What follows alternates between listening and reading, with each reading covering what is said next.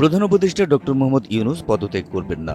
প্রধান উপদেষ্টার বিশেষ সহকারী প্রকৌশলী ও প্রযুক্তিবিদ ফয়েজ আহমদ তৈয়ব বিষয়টি নিশ্চিত করেছেন।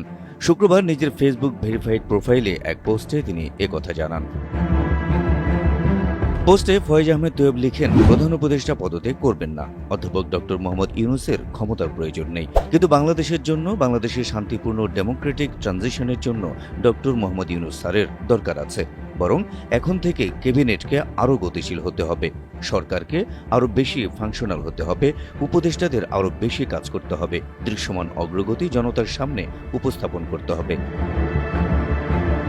প্রধান উপদেষ্টার বিশেষ সহকারী আরও লিখেন, বিশ্ব সম্প্রদায়ের কাছে ডক্টর মোহাম্মদ ইউনূসের সম্মান আছে, এটা রক্ষা করা আমাদের দায়িত্ব। আমি মনে করি সরকারকে এখন থেকে রাজনৈতিক দলগুলোর সঙ্গে আরও নিবিড়ভাবে আলোচনায় বসতে হবে, বিভিন্ন বিষয়ে তাদের মতামত চাইতে হবে, কোনো ধরনের বিচ্ছিন্নতা কাম্য নয়।